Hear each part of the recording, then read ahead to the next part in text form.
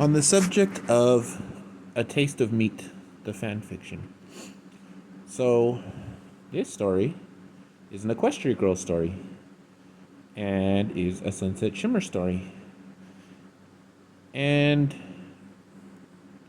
it's pretty funny. It had some pretty funny moments, but it was more it's kind of weird. Obviously, it's called A Taste of Meat. The premise is that Rainbow Dash bets Sunset that she won't eat meat, and Sunset eats meat, and it's horse. So obviously that's the joke. I mean, it's not even really a joke. That's like the entire twist, and you could see it coming from a mile away. What are the odds of that? They're selling horse meat at the cafeteria. So they make up, and it's just kind of a nice little short, it's like 30-minute story. The thing, though, that this story did, well, I'll talk about this now. The thing that this story did was made me consider so many things just in ponies that I forgot. Sunset was Princess Celestia's student, like Twilight, but when could that have happened? It couldn't have happened before Twilight was her student, because Twilight became her student when she was a filly, right? So it couldn't have happened after. Was it a side student? But then they would have known, like Twilight would have known that Celestia had other students. So when could this have happened? Another thing that it kind of affected me to think about was my own canon, my head canon, because I think about the eating meat thing all the time, and it's like, you guys can't be very mad about this. It's not the same thing at all. I mean, a cow is a cow, sure, but a cow isn't a cow as well. Like, yeah, sure, in your world, cows are smart, and they think, and they can talk, but in other worlds, cows are not that. It's like vegetables. Vegetables is unfair because you're saying in your world tomatoes and onions and stuff like that don't talk, right?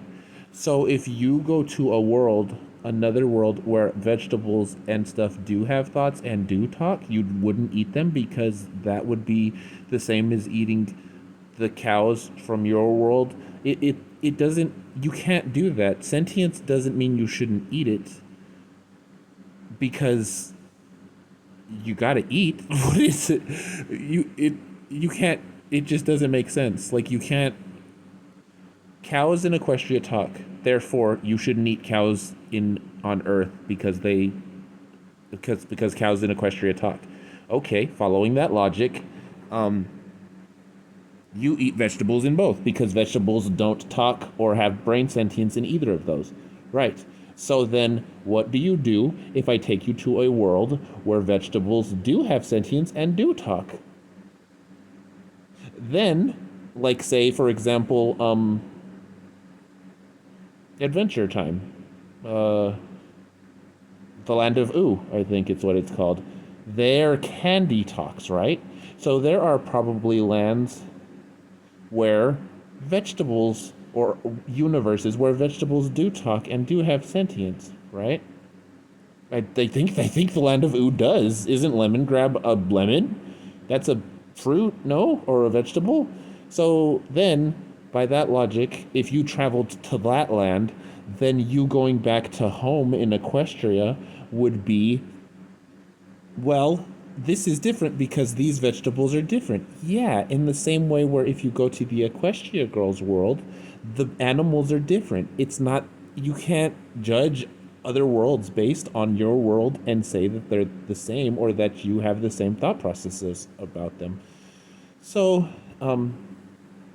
yeah, it's a short, fun, 30-minute video. It made me interested in Equestria Girls again, and I'd like to see some stuff about it, because the ramifications of the Equestria Girls world are just so deep and big and affecting of the main story.